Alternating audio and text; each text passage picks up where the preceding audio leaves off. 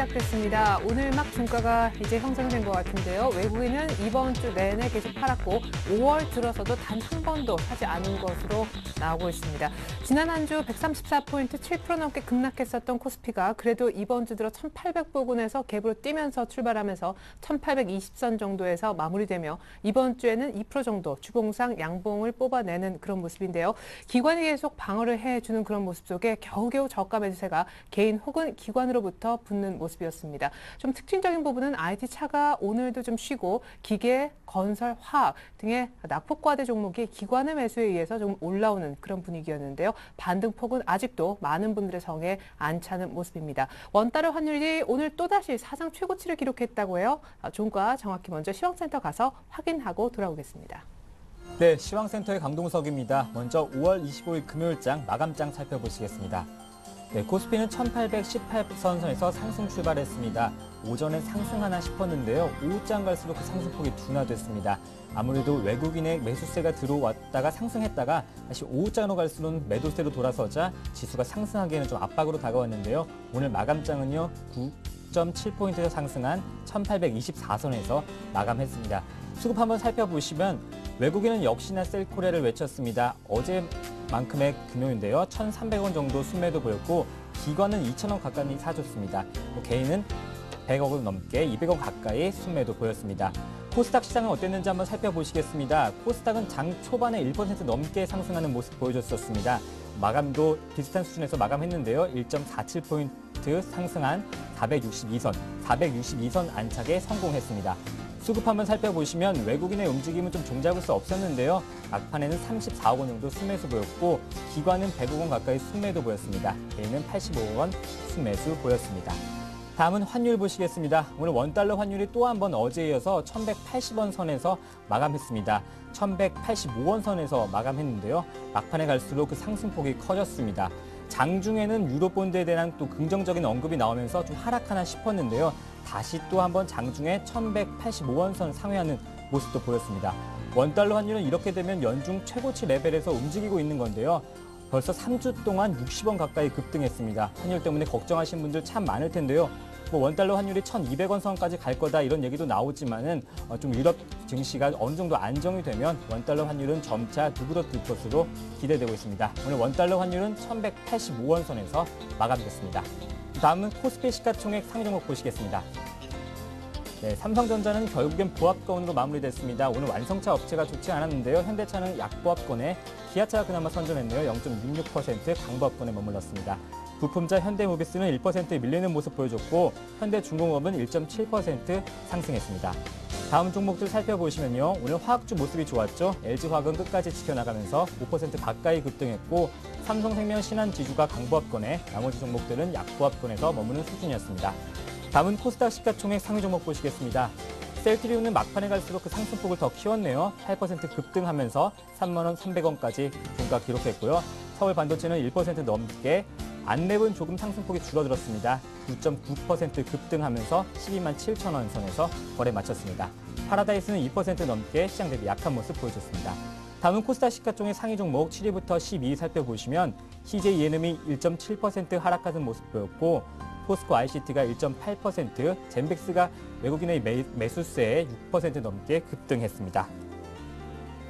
네, 다음은 이 시장 특징 업종 및 테마 살펴보시겠습니다. 그동안 걱정 참 많았던 화학주가 오랜만에 반등했습니다. 자세한 종목 살펴보시겠습니다. 외국인과 기관의 매수세에 그동안 걱정 많았던 화학주가 반등에 성공했는데요. LG화학이 4% 넘게 상승했고 호남석유, 금호석유가 각각 5%, 2% 넘게 상승했습니다. 나머지 종목도 3% 이상의 상승률을 보여줬는데요. 중국 소비 촉진 방안에 따라 기술적인 반등 영역에 진입한 것으로 보여집니다. 네, 기계주가 외국인과 기관의 매수세 속에 어제에 이어서 상승했습니다. 자세한 기계주 종목들 살펴보시겠습니다. 두산주가 좋은 모습 어제 이어서 보여줬는데요. 각각 두산인프라코어가 2% 넘는 상승률, 두산중공업, 두산엔진도 각각 강보합권에 머물렀습니다. 아무래도 중국 관련 섹터인 기계주는 중국의 건설기계 시장 회복 가능성에 무게를 두면서 상승했는데요. 어제에 이어서 추가적으로 상승한 기계주였습니다.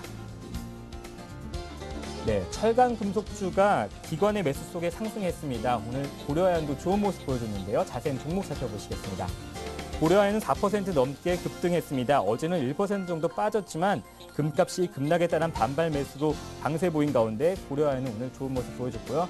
포스코는 강보합권에 현대제철, 현대하이스코, 나머지 철강업종들은 3%대 상승률 보여주면서 거래를 마감했습니다. 네, 특징주 살펴보시면 오늘 안철수 테마주가 좋은 모습 보여줬습니다. 반면 박근혜 문재인 테마주는 소폭 상승하는 데 그쳤는데요. 아무래도 안철수 대학원장이 유민영 전 청와대 춘추장관장을 영입했다는 소식이 전해지면서 대권 출마에 대한 기대감이 커졌기 때문으로 풀이되는데요. 안내분 마판으로 갈수록 그 상승폭이 둔화되면서 10% 가까이 급등했고 나머지 종목들은 상한가에서 거래를 마감했습니다. 네, 특징주 살펴보시면 새 주인 찾기에 나선 남강토건이 오늘 상승했습니다. 상한가 기록하면서 3,980원 선에서 거래 마쳤는데요. 남강토건은 지배구조 개선을 위한 기업 인수 합병 추진을 결정했다고 밝힘에 따라 다음 달 15일까지 인수 의향서를 접수할 계획이라고 말했습니다. 네, 웅진에너지가 태양광 관련 사업이 기대감으로 외국인 매수세가 유입되면서 오늘 상승했는데요. 오늘 전반적으로 태양광 관련주도 좋은 모습 보여줬었습니다. 웅진에너지는 미국 기업인 썬파워가 제품을 공급하고 있다는 점이 뒤늦게 주가에 반영된 것이라 평가되는데요. 오늘 4% 급등하면서 5,400원에 거래를 마감했습니다. 네, 지금까지 시황센터였습니다.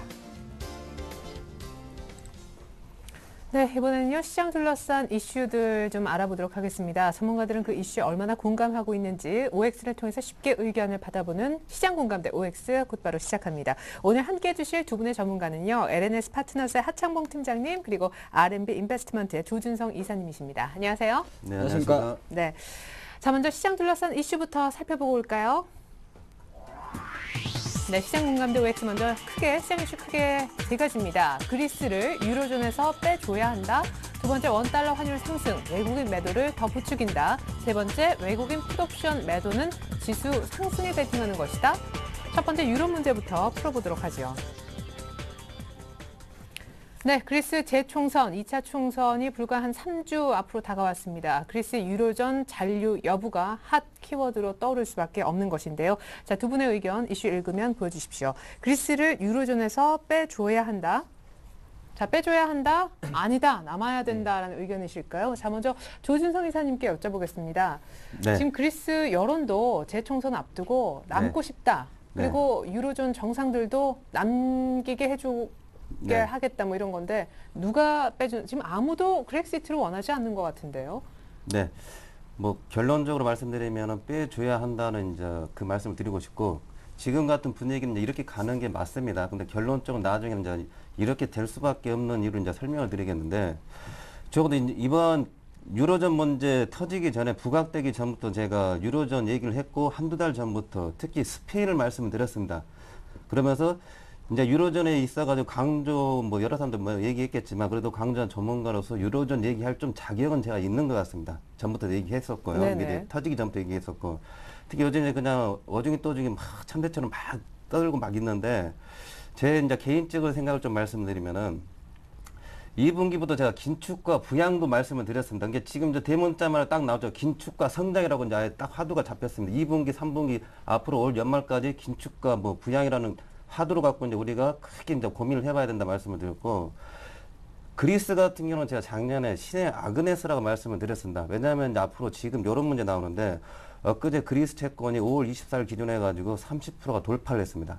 금리가 30% 돌파를 했다는 거는 어마어마합니다. 우리나라 법정 한도 금리가 사금융 같은 게 뭐 러시 뭐좀 하는 뭐 그런 쪽 금리가 39% 정도입니다. 한 36에 39%. 그거 넘어가게 되면 이제 불법이 되는 거죠. 새고랑 차는 건데 일단 그 정도로 금리가 30%라는 건 어마어마한 겁니다. 그러면서 국가 자체가 사금융이라는 뜻입니다.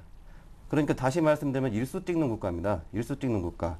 일수 찍는 국가 같은 경우는 일수 찍는 사람 같은 경우는 계획 수립이 불가합니다. 그렇기 때문에 뭐 여유가 있으면 도움을 주거나 아니면 어떻게 해야 됩니까? 보호를 해줘야겠죠. 네. 법에서. 이게 보호를 해줘야 되는 이러한 차원이지 얘네들이 어떻게 이제 자구책으로 어떻게 하는 거는 한계가 있다는 겁니다. 그만큼 심각하다는 거죠. 그렇기 때문에 또 일수 찍다가 못 찍으면은 뭐 도망가든지 몸으로 때우든지 뭐 어떻게 해야겠죠. 근데 그런 여건이 안 되기 때문에 지금 심각한데 지금 이게 유로존 같은 경우도 이 체제를 잘 보셔야 합니다. 다시 예를 들면은 어떤 모임이 있어요. VIP 클럽이 있습니다. 근데 이 모임 나갈 때마다 식사를 한 10만 원에서 20만 원짜리 먹습니다. 근데 제가 이제 현금이 없어가지고 나는 짜장면이라든지 이런 걸 먹어야 되는데 10만 원, 20만 원짜리 뭐 자연산 광어나 도다리를 먹는 모임이 있습니다. 근데, 예. 예. 근데 뭐 행성 한우라든지 기본이 그렇게 먹는 모임이 있는데 내가 그 모임을 갈 때마다 부담이 되고 가기가 싫어지고 가면은 좀 안 되는 사람입니다. 가서도 안 되고. 그럼 어떻게 해야 됩니까? 자연산 오징어를 먹어야겠죠. 10,000원짜리. 10만 원, 20만 원짜리 먹는데 가면 아까 짜장면 하시더니 예. 갑자기 오징어. 아, 그러게요. 준비는 광어 쪽으로 했는데 말하다 보니까 짜장면 갔는데 아, 죄송합니다. 이게 자연산 광어를 먹는 모임에서 돈이 너무 많이 들어갑니다. 그럼 어떻게 해야 됩니까? 바꿔줘야겠죠. 체제 모임 자체를 빼줘야겠죠. 자연산 오징어 쪽으로 20만 원, 10만 원 먹는 사람이 이제 10,000원 쪽으로 좀 편하게 안심하게 먹게끔. 예? 밥을 3끼 먹었으면은 이제 긴축 해가지고 2끼를 먹어야 되고 밥을 먹었으면 이제 라면을 먹어야 되고. 근데 이미 거기 광어에 입이 적응됐는데 어떻게 오징어? 그래도 이제 정신을 차려야 된다는 얘기입니다. 금을 팔기는 힘들어도 뱅크는 일어나고 있고 뭐 2끼를 먹어서 허리띠를 졸라매서 국민적으로 뭐 해야 되는데 연정을 하네 안 하네 뭐 이런 차원까지 나가고 있는데 그러니까 신전에 기둥뿌리 뽑아야 예. 그죠? 그렇기 때문에 보십시오. 그러면은 이 모임에 그리스가 있어야겠습니까? 안 있어야겠습니까? 답이 나오죠. 예? 이게 이 모임에 있어가지고 이 회원들이 이 그리스라는 회원을 보호를 해줘야 된다. 보호를. 도와주기도 해야 되고 보호를 해줘야 됩니다. 이제 그런 차원인데 그러면서 이제 중요한 게 뭐냐. 그렇기 때문에 뭐 그리스를 탈퇴한다 안 한다 그게 중요한 게 아니라 그리스 상황이 그럴 거고 유로존 체제가 그렇다는 겁니다. 근데 결론적으로 말씀드리면은 이렇게 보호를 해줘야 되는 걸 말씀드리고 중요한 건 이제 선거 전후가 있는데 아까 빼줘야 된다고 그러셨잖아요. 이제 빼줘야 되죠. 빼가지고 그 말씀은 법정 관리 해줘야 됩니다. 법적으로. 우리나라 같은 경우는 이제 주식시장에 있어가지고 종목이 부도가 나거나 뭐 워크아웃 들어가게 되면 법정 관리하거나 이렇게 주의 조치를 해가지고 따로 빼놓습니다. 소속을 달리해가지고. 네. 예. 그러면서 회생의 기회를 주거나 어떻게 해서 이제 법적으로 보호해줘가지고 계속 지원을 해주는 거죠. 근데 이거를 그냥 뭐 부도난 회사를 계속해서 정상적인 어떤 그 종목 군에 넣어가지고 실거래 시키거나 이렇게 하게 되면 안 되는 거죠. 그렇지 않습니까? 근데 지금 워낙 그러니까 떠안고 있는 것도 좀 문제인데 말씀하신 대로 빼내면 그 비용이 지금 더 크니까 차마 빼내지를 못하고 있는 거예요. 다 돈이 물리고 물려서 채권이. 네, 여기서 이제 핵심 들어갑니다. 예. 이걸 빼내야 되는데 결과적으로 나중에 빼내야 되는데 지금 빼낼 여력이 없습니다. 무슨 얘기냐면은 앞에 서두에 말씀하셨듯이 그리스 내부에서도 이제 연정 쪽으로 가고 있습니다. 이게 선거 전후를 잘 보셔야 되는데 선거 전이라든지 선거 후라는 해가지고 지금 요 분위기로 가고 있는데 이 분위기에 있어가지고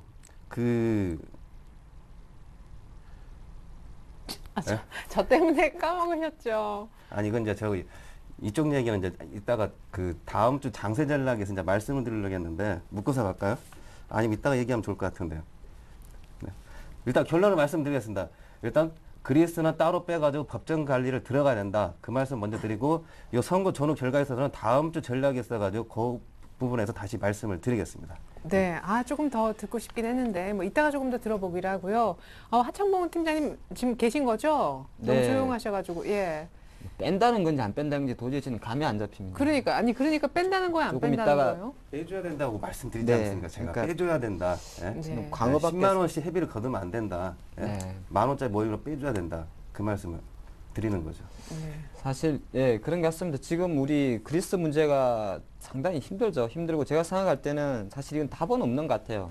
어떻게 보면은 정말 말씀하신 대로 싹둑 다 잘라내려면은 나와야 되죠. 나와야 되는데 과연 나오는 입장부터 먼저 말씀드리면 과거 브라질이라든지 아르헨티나 우리나라처럼 얘들이 회생할 수 있을까 일단 먼저 생각을 해야 될 거 아닙니까? 네. 이제 그 전에 일단 다 배제하고요. 뭐 충당금이라든지 배당금 뭐 부담은 일단 빼고 네. 그리스만 딱 놓고 봤을 때 과연 가능할까 그 여부입니다. 아마 제가 볼 땐 불가할 겁니다. 홀로 서기가 네, 불가능하다. 왜 그러냐면은 과거에 디폴트를 선언하고 이제 회복한 나라들을 보면 브라질이나 아르헨티나의 특징은 원자재가 많은 나라였습니다. 원자재가 많은 나라라서 그걸 무기로 해가지고 성장할 수가 있었고 우리나라 같은 경우는 기름 한 방울 안 났습니다만은 또 저력이 있지 않습니까? IT라든지 자동차 건설, 해외 건설 가지고 빨리 10년 만에 조기 탈퇴를 할 수 있었고요.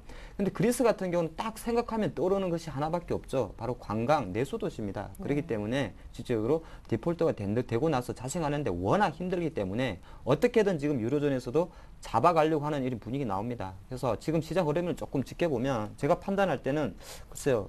뭐 다른 하기는 좀 힘듭니다만 연내는 저는 또 디폴트 연내 올해 내년 안에 존재를 할 것 같습니다. 잔류를. 네. 그 근거를 좀 잡아대면 뭐 오늘 뭐 시티 보고서도 내년 1월 정도 이야기 좀 나온 것도 있습니다만은 중요한 게 중국하고 미국 때문에 그래서 저는 생각도 합니다. 중국이 이제 10월 정도에 총선 뭐 정권 교체 이야기가 있죠. 예. 그리고 미국 같은 경우도 10월 이후가 되면 이제 오바마 정부였던 그 내용이 있지 않습니까? 지금 현재 사실은 그리스 유럽 문제만을 진행하고 중국이나 미국은 가만 수수방관하는 것 같은데 오히려 잘 보면 얘를 살려야겠다 싶고 또 어떻게 빨리 액션을 취해야겠다 싶을 때는 아무래도 중국이나 미국이 조금 더 많은 공격적인 발언을 했을 것 같습니다. 근데 지금 분위기를 보면 가만히 지켜보고 있다는 거죠. 그런 네네. 느낌으로 봤을 때는 그리스 문제 같은 경우는 일단은 계속 질질 끌 것 같습니다만은 연내 탈퇴는 좀 힘들 것 같고요. 그건 뭐 왜 힘든지는 우리 시청자분 워낙 많이 아시죠. 비용이 너무 많이 들기 때문에 네. 그런 것이고 요 문제 일단은 한 가지만 마지막으로 정리하면 일단은 그리스가 탈퇴되면 사실 유로존 붕괴 자체가 문제가 아니라 독일이 먼저 인정하는 꼴이 되는 겁니다. 그렇기 때문에 그 도미노를 좀 더 크게 보지 않나 그렇게 좀 말씀드리겠습니다. 금액적인 걸 떠나가지고 네. 유로존을 만든 주체가 독일인데 독일하고 북유럽 쪽인데 얘네들이 이걸 놔버리고 탈퇴하게 되면은 체제가 완전 실패했다. 자기가 그대로 시인하는 꼴이 되기 때문에 그 네. 후폭풍은 어마어마할 것이다. 그렇게 보고 있습니다. 그러게요. 괜히 유로 이거 출범해가지고 유로화로 막 다 묶고 영국도 파운드 뭐 이렇게 안 가고 유로 쓰고. 아니 우리 조준성 이사님 어떻게 보세요? 우리 하창범 팀장님은 그래도 뭐 여러 가지 비용적인 측면 때문에 한 올해는 그리스가 유로존에 있을 것 같다라고 하시는데. 아직은 좀 시간이 더 필요할 것 같습니다. 그 준비 기간을 좀 해야 되는데 일단 하 팀장님 말씀대로 지금 하게 되면 큰 사단 납니다. 얼마 전에도 뭐 삼성전자 뭐 116만 원까지 내려갔었는데 그건 아무것도 아닙니다. 그렇기 때문에 지금 약간 완충의 어떤 역할을 좀 하면서 좀 시간을 좀 끌고 있는 것 같습니다. 시간을 예. 좀 벌어야 되고. 아까도 빼내줘야 된다라고 하셨지만 급한 빠른 시간 내에 그런 얘기를 하시는 건 아니네요. 결국 그리고 내년이나. 궁극적으로 그래서 탈퇴다 아니다 이런 차원의 궁극적으로 이제 말씀드리면은 어려운 친구한테 그렇게 회비를 많이 거두면 안 되죠. 거기에 맞는 옷을 입혀주고 거기에 맞게끔 생활하게끔 도와주고 보호해야 된다. 이제 그 차원에서 말씀을 드렸는데 광어를 얘기하다 보니까 심각한 문제가 좀 약간 삑사리하는 것 같습니다. 예, 근데 그렇긴 한데 실은 그 네. 친구가 좀 어느 정도 태도가 그래야 네. 보호를 해주는데 네. 광어 다 먹어놓고 뭐 이제 다음번에는 이렇게 하기로 했어라고 손가락을 네. 걸었는데 약속을 하나도 안 지키잖아요. 이따 다시 말씀을 드리겠는데 그리스 정부 아마 길들이는 것도 이제 아마 들어갈 것 같습니다. 그것도 지금 이제 시초전인데 또 그리스 정부가 따라갈 수밖에 없는 여건이 될 것 같고요. 예, 알겠습니다. 두 분하고 유럽 얘기하니까 재밌긴 한데 시간이 훌쩍 갔네요. 자, 두 번째 이슈로 넘어가겠습니다. 원달러 환율 상승, 외국인 매도 부추기니까 자, 네. 그렇지 않다. 원달러 환율이 급등하면서 외국인 매도를 부추기고 있다 지금. 네. 예. 자, 외국인이 계속 파는데 이 뒤에는 환율이 급등한 탓도 있다. 이 얘기세요? 일단은 뭐 총체적인 도미노 현상이라고 제가 먼저 말씀드리겠습니다. 파니까 올라가고 올라가니까 파는 그런 네네. 현상을 볼 수가 있는데 자, 우리 한 번 제가 말씀드리면 오늘 한 5원 올랐네요. 상당히 많이 올랐죠. 환율이 오르게 되면 사실은 경제론적 관점에서는 호재입니다. 우리나라 같은 경우는 수출 기업이기 때문에 무역 수지가 계속 개선이 되겠죠. 그러니까 무역 수지라는 것이 수출해서 수입을 뺀 것인데, 근데 과연 환율 오르는 것이 과연 경기가 좋은 상태에서 수출이 많이 증가해서 무역 수지가 개선되면 상당히 좋은 것인데 또 한편으로 반대로 생각할 수 있습니다. 경기가 안 좋고 환율이 오르기 때문에 수입이 감소할 수가 있어요. 수입이 감소하게 되면 실제적으로 무역 수지는 오히려 똑같이 증가를 하겠죠. 개선은 됩니다. 수입이 감소를 했으니까 마이너스 요인이 줄어들었으니까. 근데 요거는 이제 속빈 강정이 되는 것이고요. 지금 환율이 오르는 가장 결정적인 이유는 딱 한 가지입니다. 유로화가 약세를 보여서 그렇다고 제가 말씀드리겠고요. 잠깐 그러면은 유로화 흐름부터 잠깐 보겠습니다. 그러니까 유로 달러죠. 지금 쉽게 말해서 유로화를 지탱하고 있는 하나의 기축통화입니다. 유로 지역에서. 근데 지금 잘 보시면 작년 11월 작년 저가보다 내려갔습니다. 1.25달러까지 내려갔죠. 그러니까 이는 유로가 기준 통화이기 때문에 내려갈수록 오히려 평가절하되는 내용이 될 것 같습니다. 그래서 실제적으로 유로존 위기 같은 게 2007년도부터 많이 시장에 부담을 줬는데 확실하게 보면 최근 5년 동안 중간중간에 몇 번의 이슈가 있었는데 지금 계속적으로 내려막기를 가고 있다는 겁니다. 그만큼 유럽 쪽이 썩어가고 있다. 골마가고 있다. 그렇게 보는 거예요. 실제적으로 2008년도 리만 브라더스 사태 때보다도 더 많이 내려갔습니다. 그래서 시장 일각에서도 유로존 붕괴 위기는 단순한 지표를 요것만 놓고 봤을 때도 상당히 심각할 수 있다. 이렇게 좀 이야기하는 것이고요. 네. 이렇게 유로 달러가 내려가면 당연히 달러는 강세를 보이겠죠. 그럼 미국 달러가 강세를 보이면 상당히 간단한 경제 논리입니다. 상대 통화를 할 수 있는 우리나라 원달러는 올라가겠죠. 그러다 보니까 지금 현재 제가 표시해 놨습니다. 원달러 지금 주봉 흐름을 보고 계신데 지금 보면 작년 8월 달에 급락했을 때 사실 한 1,200원 정도까지 올라갔다가 좀 조정을 보인 이후에 그 중간 밴드가 한 1,150원 정도 됐었는데 이걸 뚫어버렸다는 거죠. 네. 그래서 제가 조금 이제 정리를 해드리면 이게 유로존이 위기가 좀 오고 있고 그런 것 자체가 실제적으로 유로화의 약세를 보이고 있고요. 그것 네. 자체가 다시 달러의 강세, 달러 강세는 원화 약세인데 이러다 보니까 또 그런 와중에 외국인들도 주식을 계속 팔았지 않습니까? 네. 외국 주식을 팔면 달러가 빠져나가니까 당연히 환율은 오르겠죠. 네. 그렇게 보시면 좋고요. 또 하나는 사실 올해 2012년도 제가 판단할 때 환율의 박스권 상단이 150원을 좀 높이 잡아놨었습니다. 근데 여기에 보면 환율을 해지하는 세력들이 누가 많이 하냐면 수출 업체가 많이 하는데 조선사 중공업체들이 많이 합니다. 네. 그래서 오르는데 해지하기 위해서 선물한 매도 계약을 쳐놨는데 이것이 또 손절매가 나오는 겁니다. 그러다 보니까 같이 그냥 엎친데 겹친 겹친격으로 격. 외국인 네. 주식 팔고 손절 나오고 원율 오르고 하다 보니까 계속적으로 올라간다 말씀드리겠고요. 네. 그렇기 때문에 이걸 가지고 시장을 볼 때 환율이 올라가게 되면 외국인 매도는 계속 나올 수밖에 없다. 그러니까 외국인 매도가 나와서 환율이 오르는 것도 있고요. 환율이 올라서 또 외국인 매도도 나올 수밖에 없습니다. 왜냐하면 외국인이 우리나라에 투입한 달러 기준의 자산 수익률이 오히려 더 깎아먹기 때문에 그렇습니다. 그래서 항상 조금 도미노 현상인데 지금 외국인 매도 수급이 언제까지 나올까 계속 지속될까 매도세가 지속될까를 판단하는 하나의 또 기준선으로 환율의 변동 추이도 계속 지켜보셔야 된다. 그런 말씀 드리겠습니다. 예, 알겠습니다. 이렇게 되면 한 1,200원도 지금 얼마 남지 않은 그런 상황인데 단국 개입 없으면 훅 가겠다 하는 생각도 듭니다. 근데 조진성 이사님, 환율 상승 외국인들의 매도 부추긴다. 예, 그렇지 않다로 의견을 보여주셨잖아요. 그러니까 외국인들 매도하고 환율하고는 지금 큰 영향 관계가 없다라고 보시는 거예요? 환율 같은 경우는 저는 이제 보통 전문가분들이 이제 그런 말씀들 많이 하시는데 저도 이제 이해가 안 되는데 환율은 이제 따라가는 거죠. 근데 다른 환율이 가만히 있는데 원화 달러 기준해 가지고 바뀐다 하면은 이제 환율 문제가 적용이 되지만 다 같이 움직입니다. 토탈적으로. 네. 뭐 유로 엔 달러나 해가지고 가만히 있는데 우리만 갑자기 뭐 1% 2% 움직인다 하면은 이제 원화 수급에 어떤 뭐 국내 문제 어떤 수급에 문제가 있다는 거죠. 경제적으로. 근데 다 같이 움직입니다. 그러면서 지금 외국인과도 단순합니다. 그냥 원화를 팔아서 주식을 파니까 그 원화를 가지고 이제 달러를 사는 거죠. 그럼 당연히 수요가 생기니 가격이 올라갈 수밖에 없는 거죠. 네. 변동상황이. 만약 반대로 가면 다시 빠집니다. 이게 경제 상황이 이제 주식시장이 우호적으로 가게 되면은 지금좀 반대로 가고 나쁘게 가게 되면 또 이렇게 가는 거죠. 그렇기 때문에 환율 문제 집중하기보다는 환율을 건들 수밖에 없는 이런 증시 주변의 큰 여건들을 봐야겠죠. 근데 환율이 유리하지는 않죠. 예. 근데 언제든지 바뀌게 되면 환율은 또 다시 원위치 가게 돼 있습니다. 지금 환율 같은 경우는 1,200원대가 작년 10월 달, 9월 달 해가지고 1,670포인트 선까지 아직 좀 여력이 있습니다. 그렇기 때문에 환율 보게 되면 그 불안성이 어떤 그 외국인 매도라든지 이런 것들도 제가 지난번에 그런 말씀을 했죠. 너무 많이 타가지고 지금 아직도 팔 게 많습니다. 근데 얼마까지 더 팔까 안 팔까는 이제 봐야겠지만 아직도 매도 우위가 계속 나오는 건데 그렇기 때문에 환율도 계속 당분간은 조금 불안성을 계속 갖고 갈 것 같고 제일 먼저 유로화가 좀 안정이 돼야 됩니다. 근데 유로화가 지금 1.25까지 막 이런 식으로 계속 크게 거기 폭락을 하고 있기 때문에 일단 그쪽이 안정이 되면은 우리나라 원달러 같은 경우도 좀 안정을 좀 취하지 않을까 그런 말씀 드리겠습니다. 네. 그나저나 이렇게 외국인의 매도 원달러 환율의 급등에 물고 물리는 관계를 또한 O로 의견을 표시해 주신 하창봉 팀장님께 하나 더 여쭙자면은 네.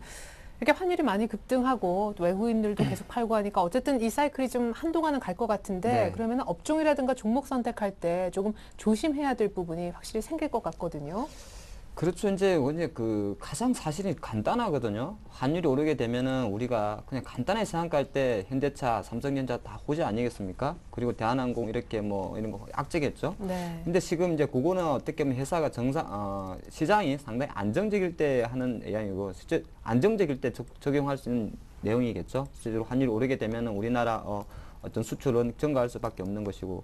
근데 사실 이 부분으로 지금 어떤 업종이나 수혜나 피해를 좀 잡아내는 거는 조금 저는 리스크가 있다 말씀드리겠습니다. 네. 왜냐하면 서로 얽혀 있다는 거죠. 원자재 수입 비중이 많은 나라는 그냥 간단하게 정리를 해드리죠. 원자재 수입 비중이 많은 기업들은 아무래도 원가 부담이 될 것 같고요. 당연히 해외 수출 비중이 높은 나라는 또 실제적으로 매출이 좀 증가된 흐름이 있겠죠. 네. 그래서 실제로 봤을 때는 지금 흐름 자체가 대외 변수 유로존 아까 말씀드렸듯이 유로존 문제 때문에 불거진 환율 상승이고 정상적인 상승이 아니라 우리나라 외환 보유고가 없어서 올라가는 게 아니죠. 네. 그렇기 때문에 요거 전체적으로 봤을 때 환율 상승이 주식시장 전체에 저는 오히려 타격을 준다, 위협을 줄 수 있다. 이렇게 한번 생각해 보겠습니다. 네, 조금 더 큰 그림에서 환율과 어떤 전략적인 측면을 세워주셨는데요. 이번엔 마지막 이슈로 한번 넘어가 보도록 하겠습니다.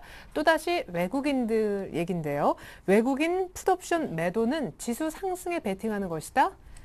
자, 그렇지 않다. 그렇지 않다. 예, 두 분 다 의견이 이제 같아지셨는데 하창문 팀장님, 풋옵션을 매도한다라는 것은 상승에 베팅한다라고도 생각은 할 수 있는 부분인데 왜 아니라고 생각하시는지. 네, 이거 이슈는 제가 정리를 했는데 오늘도 보면은 외국인이 풋옵션을 50억 원을 매도를 했습니다. 근데 최근에 좀 특징이요. 네. 지금 뭐 자료 데이터의 그 1일 매매 동향을 보면 외국인들이 한 5월 8일이 될 것 같습니다. 정확하게 5월 8일은 무슨 날이었냐면은 지수가 상단 박스권 하단이 1965포인트를 이탈하기 하루 전날입니다. 그때부터 외국인이 주식 매도도 있었지만 실제로 풋옵션 매도가 상당히 많았습니다. 근데 풋옵션 매도라는 거는 실제적으로 우리가 이제 옵션에서 풋옵션 많이 들어보셨지 않겠습니까? 콜옵션은 상승할 때 베팅하는 것이고요. 내려가는 데는 사실 풋옵션 매수죠. 네, 근데 그렇죠. 풋옵션 오히려 매도를 했다는 거는 간단하게 봤을 때 포지션만 놓고 보면 외국인들이 지수 상승에 베팅하는구나 이렇게 단순하게 해석할 수가 있습니다. 이번 주에 워낙 좀 많은 좀 이슈가 좀 되다 보니까 제가 정리하는 차원에서 한번 말씀드리겠고요. 네. 한 차트를 보면서 설명을 드리면은 제가 아까 이제 종합주가 지수인데요. 데이터 좀 이따 살펴보겠습니다. 5월 8일이 실제적으로 상반기 박스권 하단이었습니다. 근데 이 1965포인트 이탈하면서 집중적으로 풋옵션 매도가 나왔다 말씀드리겠고요. 일별 투자자별 동향을 본다 그래도 여기가 제가 5월 8일로 표시내놨는데 주식이 한번 계속 팔았죠. 한 3조 지금 8천억까지 팔고 있으니까 선물 시장도 팔았는데 중요한 거는 풋옵션 매도 금액입니다. 그러다 보니까 가장 단순하게 봤을 때 지수가 오르겠구나 이렇게 판단하시는 분이 좀 있는데 네. 여기서 파생 이야기를 조금 제가 같이 드리겠습니다. 외국인은 실제적으로 지금 선물 쪽에서는 이미 누적 포지션은 2만 계약 정도를 하방에 베팅을 하고 있습니다. 2만 계약으로는요 주식으로 치면 20조를 갖고 있는 데 대한 레버리지 해치 효과가 있습니다. 왜 그런 말이냐면요. 주식 10조 살 때 선물 한 10,000계약만 하방에 매도했지 해도 전부 다 커버가 됩니다. 지수가 네. 300포인트 빠지면. 레버리지 때문에. 레버리지가 네. 7.5배를 쓰기 때문에 지수가 10%를 빠지게 되면은 선물에서는 따블이 나기 때문에 실제적으로 10분의 1 정도의 레버리지만으로도 커버를 할 수 있다 말씀드리겠고요. 조금 이제 이해하기가 힘들어질 수가 있는데 외국인 선물 지금 풋옵션 매도하는 거를 실제적으로 개인 거를 좀 받아준다 해석하는 게 좋을 것 같고요. 또 하나는 옵션에서 레깅 전략이라는 게 있습니다. 그게 뭐냐면은 레깅을 조금 습여드리면 외국인들이 많이 쓰는 전략들인데 선물을 먼저 팝니다. 네. 2000포인트에서. 그러면서 지수를 홀끈 떠들어 버려요. 그리고 나서 나중에 주식을 사는 기능이 있습니다. 시차를 두고 매매하는 것을 레깅이라고 그러는데 실제적으로 옵션 같은 경우는 계약수와 금액수를 같이 보셔야 됩니다. 만약에 실제적으로 제가 포지션 하나 적어놨는데요. 6월물 옵션 같은 경우를 한 10계약을 매수를 하고요. 10,000원짜리를 10계약을 매수하고 다음 7월물 옵션을 한 계약을 매도를 하는데 그걸 한 100만원짜리를 매도한다 치죠요. 네. 그러면은 눈에 보이는 포지션은 외국인은 풋옵션 매수하는 것처럼 보이지만 실제적으로는 풋옵션을 매도하는 꼴이 되는 겁니다. 네. 그래서 그걸 조금 해석드리면 하나의 레깅 전략으로 보시는 게 좋을 것 같고요. 결과론적으로는 지금 외국인이 풋옵션 매도 치는 거는 단순하게 지수 반등에 대한 흐름보다도 제가 판단할 때는 선물 매도에 대한 오히려 해치지 않나 그렇게 해석하겠습니다. 그래서 주식 매수에 대한 해치는 의미가 없겠죠. 선물 매도하는 해치로 풋옵션 매도를 하고 있기 때문에 일단은 외국인 풋옵션 매도가 있다고 해서 지수가 바로 급등한다고 보기는 어렵다. 이렇게 해석하는 게 좋을 것 같습니다. 네, 굉장히 복잡하지만 굉장히 잘 이해하게끔 어려운 얘기였는데 파생 쪽 얘기를 들려주셨는데 조진성 이사님은요? 같은 의견이시잖아요. 너무 어렵네요. 그냥 하 팀장님이 너무 어려운 걸 갖고 오셔가지고 계산하다가 놓쳤는데 네. 일단은 선물 같은 경우도 하 팀장님 뭐 20조 말씀을 하셨는데 저는 이제 그 말씀 드리겠습니다.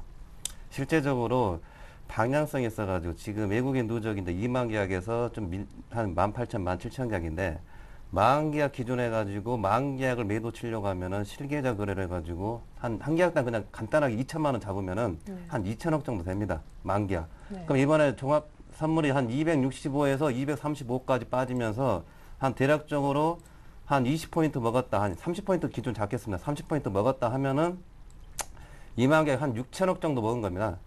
2만 개 순수하게 하게 되면 6천억 네. 정도 어마어마한 돈이죠.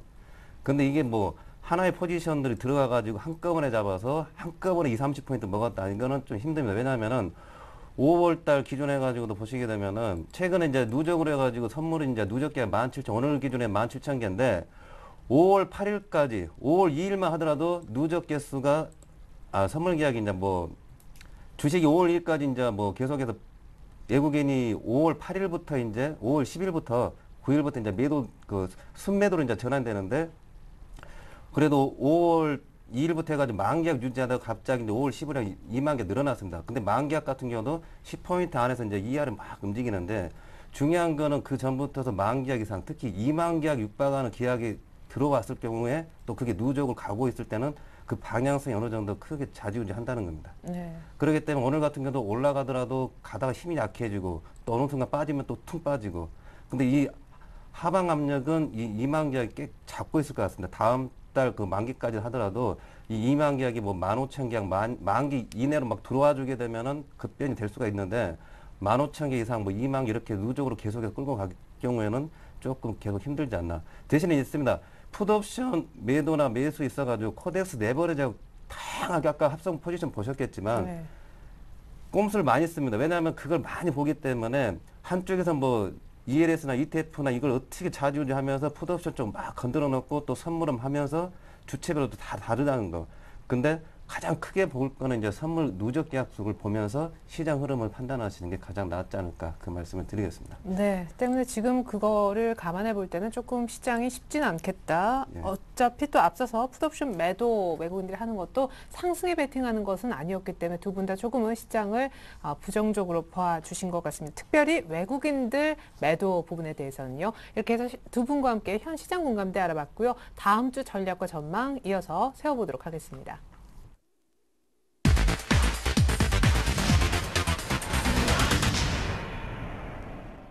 자, 먼저 하창범 팀장님께 다음 주 전략 어떻게 좀 짜면 좋을지 여쭤보고 싶은데 일단 기관이 낙폭과대 종목을 조금 사주는 것 같아서 짧게 순환매가 좀 돌았던 한 주가 아니었나 싶거든요. 네, 그렇습니다. 좀 지금 이런 장이 보면은 기관들이 또 역할이 상당히 크죠. 오늘도 보니까 화학주라든지 뭐 건설, 금융주 조금 사고 있는 것 같고 자동차나 전기전자 조금 파는 것 같습니다. 네. 일단은 지금 현재 시장 폭이 사실 반등이 나와주면 제가 판단할 때 이번 주에 한 1860선요 요 정도까지 올라갔어야 됐는데 계속적으로 주간 동안 반등이 약했다는 거는 조금 또 위험 요인이다 볼 수 있을 것 같고요. 하지만 여기서 바로 내려갈 것이냐 그에 대한 거는 조금 저는 그래도 긍정적인 멘트를 조금 드리겠습니다. 왜 그러냐면 이번 주 어저께 뭐 이후 정상회담에서 상당히 실망스러운 말밖에 안 나왔죠. 그리고 그 바톤을 20일 통화 정책 회의로 좀 넘겼고요. 그리고 그렇게 또 시간을 벌어놨던 겁니다. 그런데 조금 이제 정상회담보다는 조금 기대할 수 있는 부분이 그전에는 수장들이 모여가지고 그냥 말만 하는 거였고 이제 통화정책 회의라든지 6월 28일 정도 되나요? 이후 재무장관 회담을 또 넘어가게 되면은 실무진들이 들어옵니다. 그렇게 됐을 때는 그냥 구체적으로 유로존 잔류시키자 안 된다 이런 립 서비스보다는 조금 더 액션적인 멘트가 들어올 수가 있습니다. 그 부분 좀 점수 줄 것 같고요. 아마 6월 한 달 같은 경우는 유동성에 대한 이슈가 가장 시장이 될 것 같습니다. 뭐 유럽 통화정책도 마찬가지고요. FMCA 열리고 또 ESM의 조기 출범이 바로 7월 달 정도 예상되어 있고요. 미국의 오퍼레이션 트위스터가 또 종료되는 시점이 있기 때문에 6월 달 장 변동성은 클 것 같습니다만은 그래도 조금은 저는 조금 그래도 약간은 긍정적으로 보긴 봅니다. 하지만은 다음 주 장 중요한 거 1차적으로 볼라 그러면 반등치가 1865포인트까지는 올라와야 된다 봅니다. 만약에 못 올라오면 한번 내려갔다 올라올 것 같기 때문에 그것만 말씀드리겠고요. 매매 트레이딩 하시는 관점에서는 지금 현금 비중 항상 똑같은 말씀인 것 같습니다.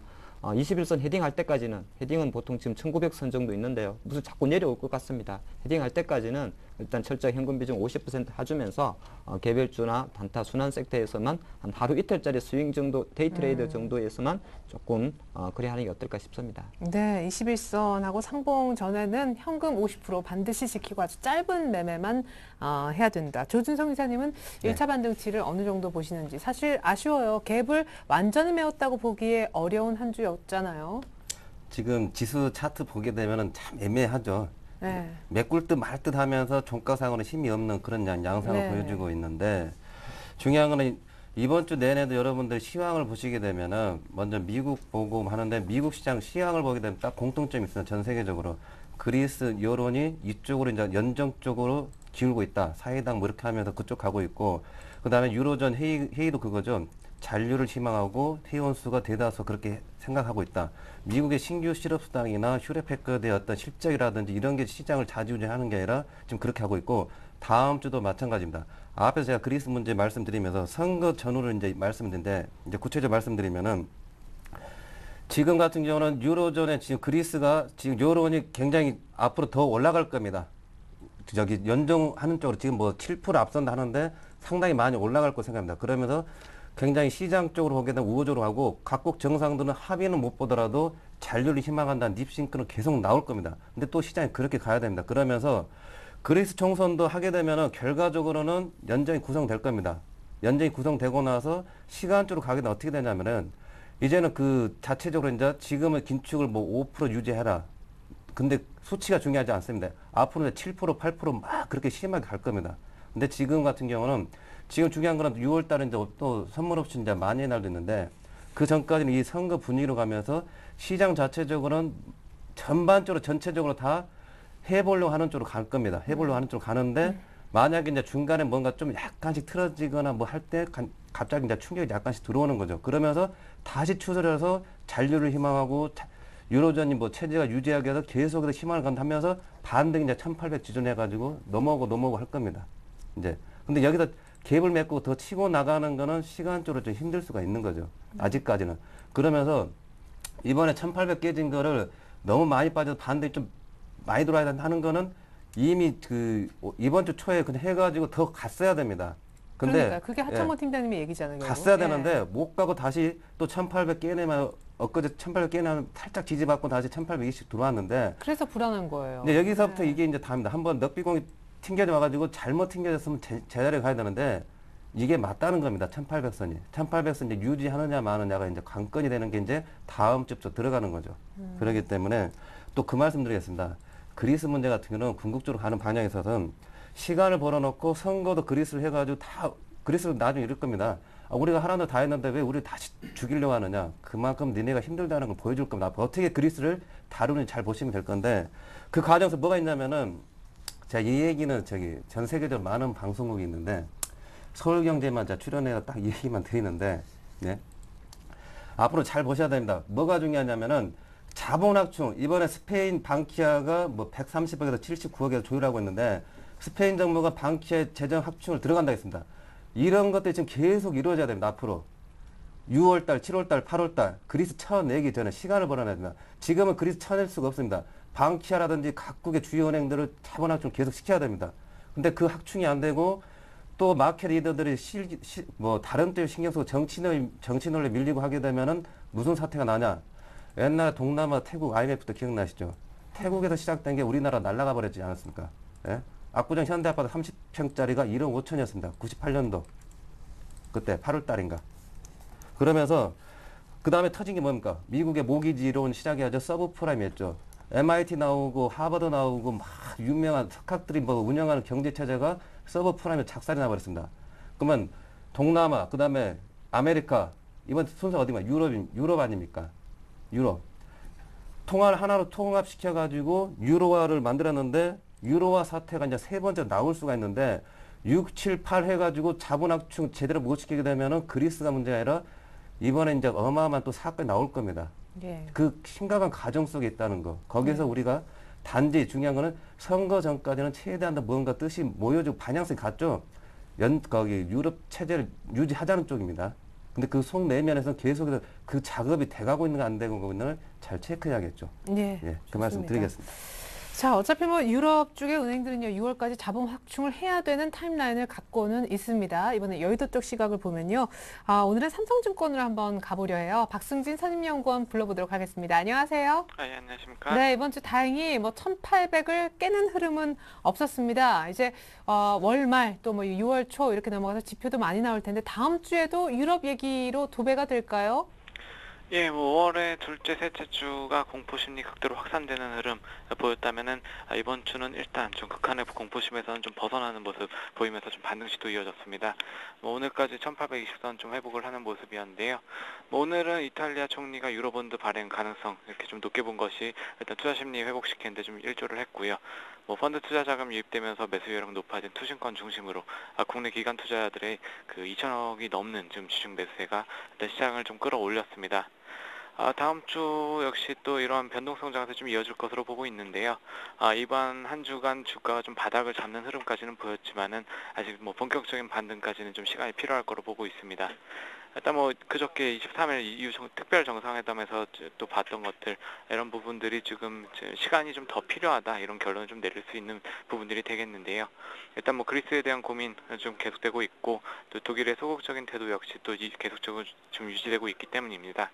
유로존 시스템에 대한 신뢰나 뭐 주변국들로의 그 위기 확산 방지를 위해서라도 일단 뭐 각국은 그리스의 유로존 잔류를 최우선 순위로 좀 두고 있는 상황이지만은 또 반면에 어쨌든 지금 그리스의 지금까지 보여왔던 그런 태도를 좀 생각할 경우에는 또 유로존을 탈퇴하게 될 그 최악의 가능성까지도 좀 배제할 수 없는 상황인 거고요. 따라서 이제 좀 각국은 좀 여러 가지 방안을 좀 한 번에 마련해야 되기 때문에 일단 좀 고민이 좀 많은 시점으로 좀 볼 수 있겠습니다. 일단 독일과 프랑스의 입장 차이도 일단 뭐 해결한 도출 시기 좀 지연시키는 요인이 되겠는데요. 뭐 역시 뭐 주요 쟁점 사항 중 하나인 그 유로본드 발행과 관련된 입장 차이 지금 계속되고 있습니다. 올랑드 대통령 뭐 재정위기 가장 빠르게 극복할 수 있는 방안으로서 그 유로본드를 제시하고 있지만은 또 자금 부담이 좀 있는 그 독일 같은 경우는 좀 아직까지 좀 반등 입장 좀 계속적으로 좀 유지를 하고 있습니다. 그래서 합의점을 찾는 데는 뭐 지금까지 그 2010년 그 계속 그 그리스 위기 불거진 이후로 봤던 것처럼 시간이 좀 더 필요한 부분으로 좀 볼 수 있겠고요. 그래서 유로존의 이슈들은 다음 주에도 역시 또 각국 그 정책 당국자들의 그 코멘트 이런 부분들에 관련한 그 좀 민감하게 좀 움직이는 모습들 나타날 것으로 보고 있고요. 다음 주 후반 또 이제 미국이나 중국 같은 경우 또 지표들 발표되는 부분들 말씀하신 것처럼 좀 같이 살펴볼 필요도 있겠습니다. 뭐 다음 주 후반에 미국의 고용 지표들 나오는데요. 일단 고용 지표 같은 경우 지금 최근 두세 달 동안 예상치 하회하는 흐름 나타났었기 때문에 일단 이번 그 고용 지표 같은 경우는 특히나 이제 그 6월 21일 FOMC 앞두고 나오는 그 고용 지표와 ISM 제조 지표도 있고요. 일단 이런 부분들이 있기 때문에 일단 정책 양적 완화 정책 기대감으로 좀 연결되는 부분들 함께 볼 때는 일단 같이 또 점검해야 될 부분도 되겠고. 또 중국 같은 경우도 일단 좀 최근 들어서 또 성장에 대해서 강조를 하고 있기 때문에 주 후반에 또 PMI 제조업 지표 관심 필요한 부분 되겠습니다.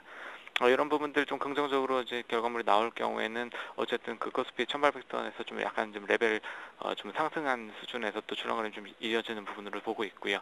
그래서 지금 당분간은 어쨌든 그 변동성 장세 이어지고 일단 6월 이후에나 6월 중순 이후에나 일단 좀 본격적인 반등 기대한 시점으로 좀 보고 있습니다. 예, 그 전에는 어쩔 수 없이 그냥 단기 트레이딩 정도만 가능할 것 같습니다. 6월에도 변동성 큰 장, 다음 주 지표도 좀 미국과 중국 쪽 체크해 봐야 될 것 같네요. 삼성증권 박승진 산림연구원의 전략이었습니다. 도움 말씀 감사합니다. 예, 감사합니다.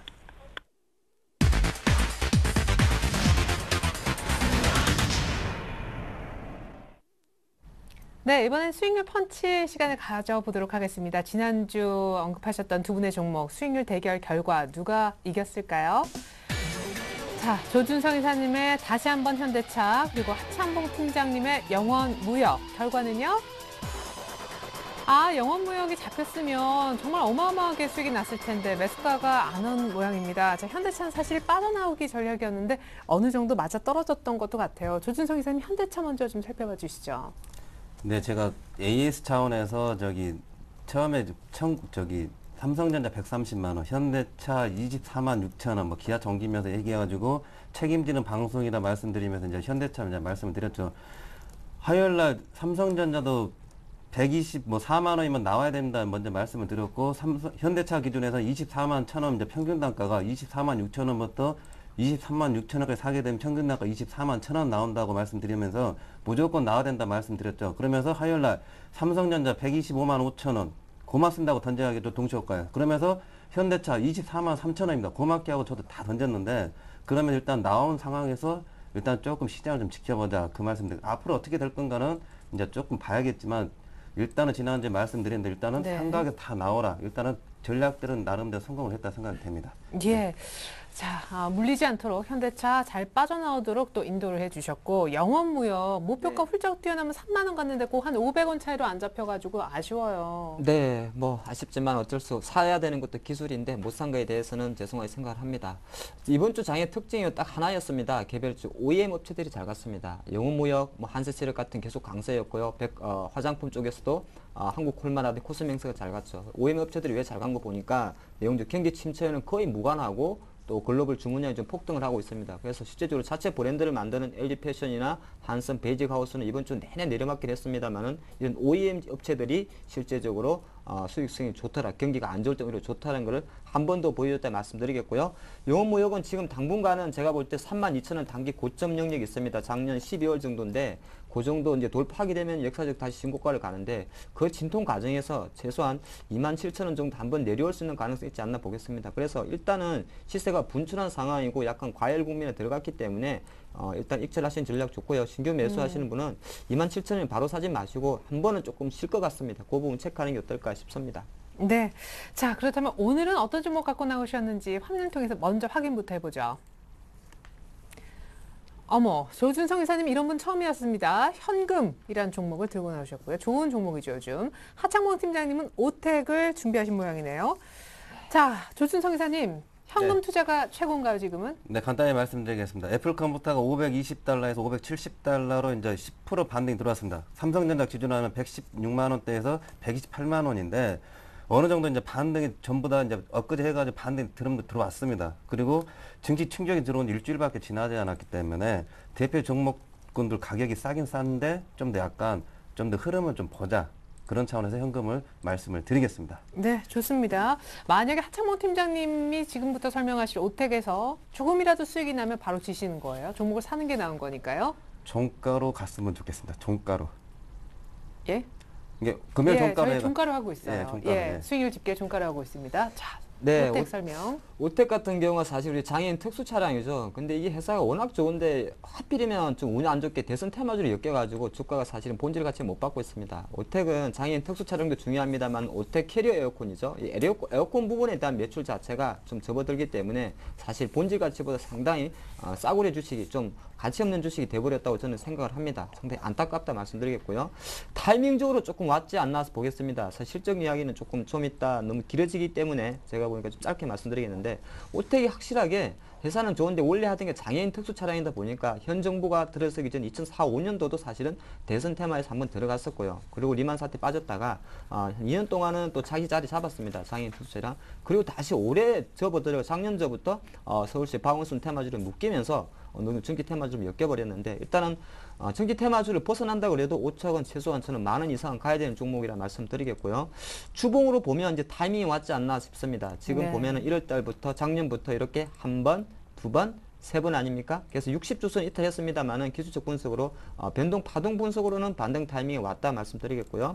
일간으로 볼 때도 한 6천, 7천원 정도 하는데 이제는 한번 상한가 안 쳐도 좋습니다. 이거 상한가 안 치는 게 저는 상당히 바라는데 사야 될 때가 됐다 그런 말씀 드리겠고요. 투자 전략은 그래도 바로 말씀드리면 오늘 종가가 7,150원이네요. 아래 위로 100원, 200원만 주겠습니다. 7,050원에서 7,350원이 매수 구간이다 말씀드리겠고 목표가는 회사가 좋긴 좋습니다만 시장이 불안하니까 8,800원까지만 보겠습니다. 8,800원까지만 주간 목표가 될 것 같고요. 단기적으로 들어갔기 때문에 물리면 안 됩니다. 지금 장은 6,500원 손절은 타이트하게 설정하겠습니다. 네, 좋습니다. 오택 설명 들어봤습니다. 이제 다시 한번 정리해서 두 분 종목 보여드립니다. 자, 수익률 펀치 종목 현금 대 오택이 될 것 같은데요. 자, 현금은 따로 설명을 드릴 필요는 없겠죠. 일단 충격원 후 저점 대비 반등 보여줬다고 생각하지만 아직은 검증이 안 됐다라는 특별히 대형주에 대한 그런 전망이 있었고요. 오택은 일단은 테마주였기면서 오히려 재가치를 못 받고 있다. 매수가 좀 잘 봐주시고 목표가는 8,800원, 손절가는 다소 타이트한 6,500원으로 제시하셨습니다. 네, 과연 오택으로 수익을 볼 것인지 아니면 현금이 나올 것인지 다음 주 시간 수익률 결과 나옵니다. 두 분 오늘 감사합니다. 네, 바로 내일이죠. 샘플러스 투자전략 세미나가 개최됩니다. 우량주 선정법에 관해서 내일 오후 2시 하이투자증권 송파지점에서 있습니다. 참가비 없으니까 많은 관심과 참여 부탁드립니다. 저는 다음 주 화요일에 다시 옵니다. 감사합니다.